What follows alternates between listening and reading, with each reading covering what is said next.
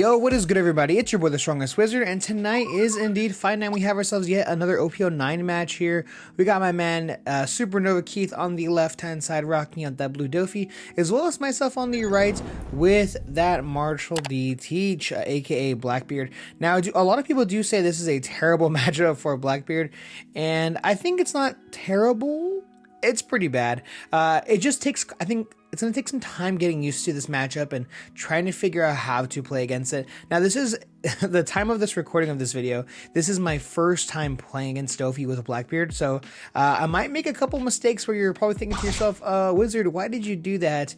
And I'm going to go into depth a little bit why I do certain things. So yeah, we're going to go ahead and see the one-cost searcher grabbing ourselves a Blackbeard Pirates card. And now we see the two-cost Marshall D Teach as well. So another Blackbeard on the other side of the board.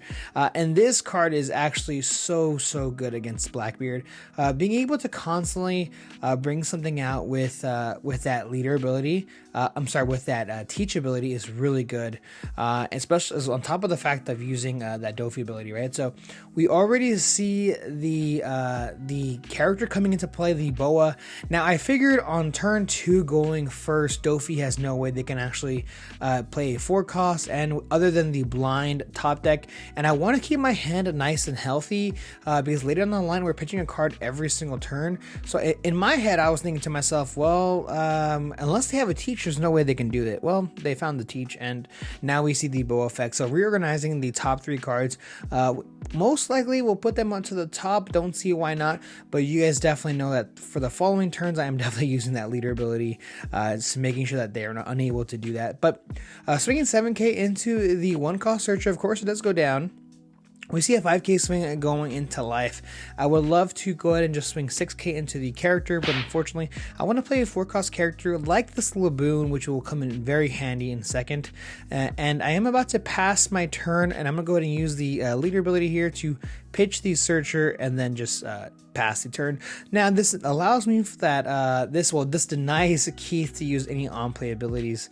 So that's actually super huge. But this is exactly where I was talking about, where the 2-cost teach comes into play for Doffy, is that it's not an on-play, it's an activate main. So being able to do that is really good. And if it's never rested, I'm never going to be able to KO it unless I have unless I do some sort of reduction or liberation on it. It's pretty much forever there.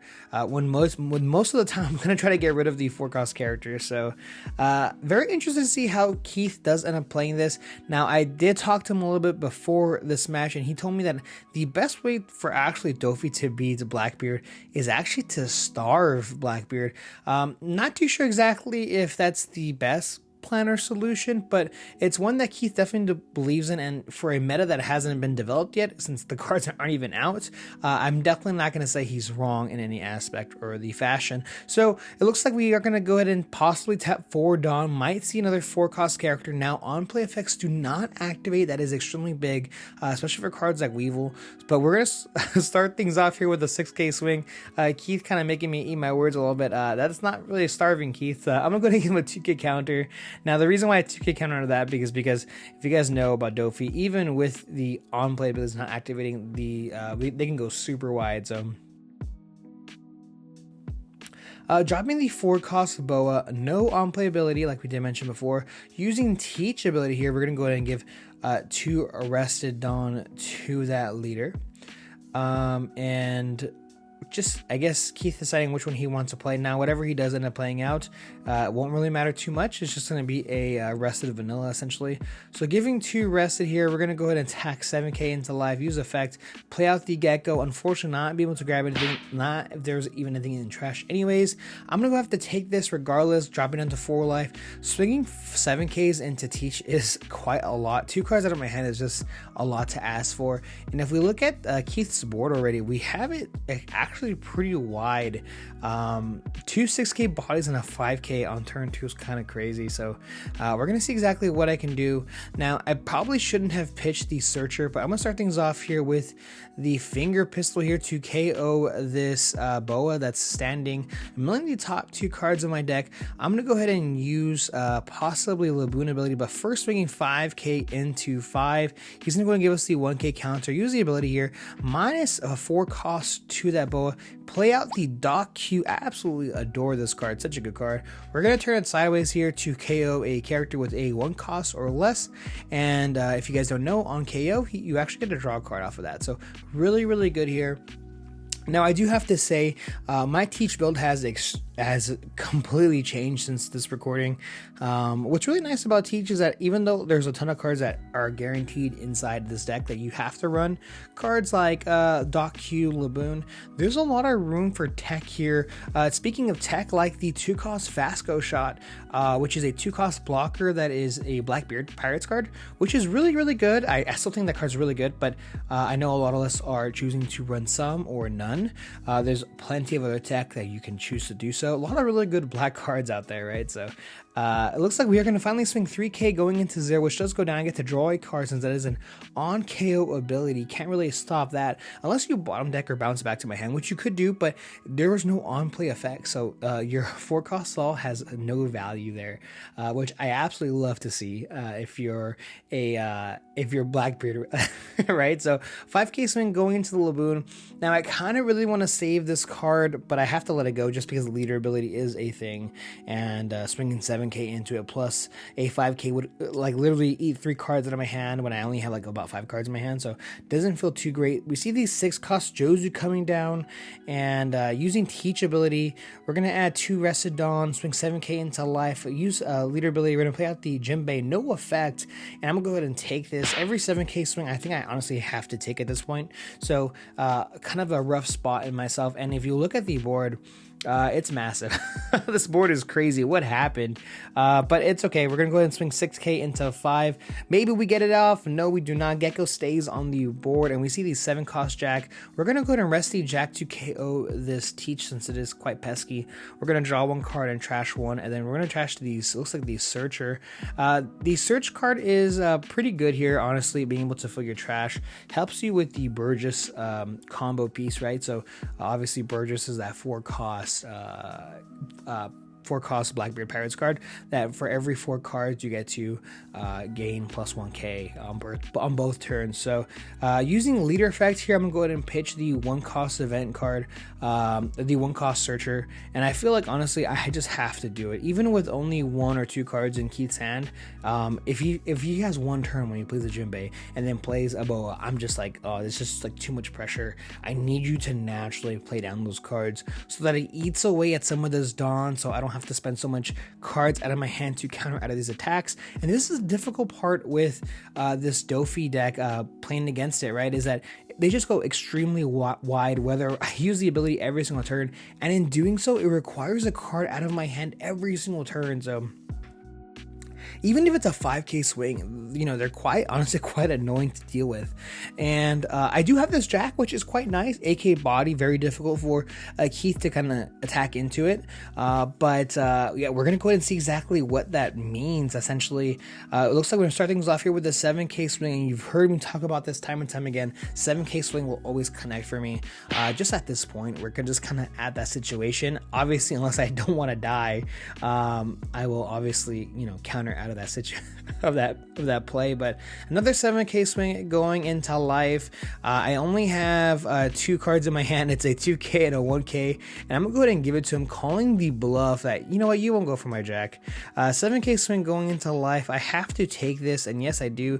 Grabbing it looks like a Von Augur here, 1k, and we're swinging 9k into life, which I have to take, and I'm at 0 life. I'm at 0 life. I instantly lose to cards like Perfume and things like that, so we just have to kind of play it off like maybe I have enough counter in my hand, or just play like we don't have a choice. So 5k swing going over the Jinbei. He only has 2 cards in his hand, so, and neither of them is a Perfume, which is a complete godsend, right? So he's gonna go ahead and give us a Teach, is what it looks like. We're going to swing 8k going into 5. He does let it go. I can swing 8 into 7. And now we have the 10-cost Marshall D Teach here. Being able to stun lock this Jozu so that it doesn't attack. And then make sure that obviously its ability is negated, which it doesn't have one anymore. And yeah, it's just a 12k blocker. And I have to pitch a card, which is that Jack. Quite easy to pitch here. But in my hand, I only have about I think like 4K counter possibly. I only have about 4 cards in my hand. I think it's like a 2/1/1 and then another Blackbeard.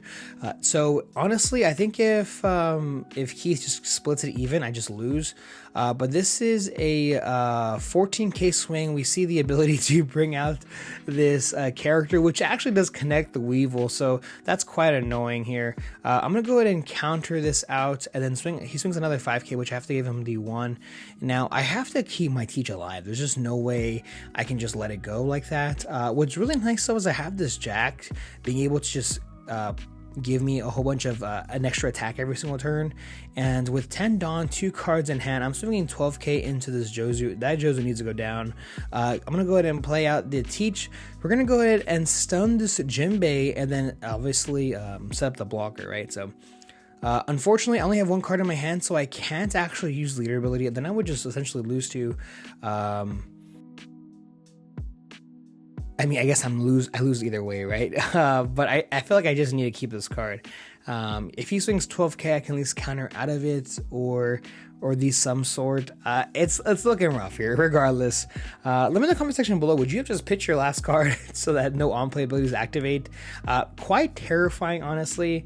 And if you look at his hand, he actually has the 7-cost event card. Unfortunately, kind of just a little useless here. And he wants to develop a card as well, but he just can't. So really unfortunate for my man Keith here.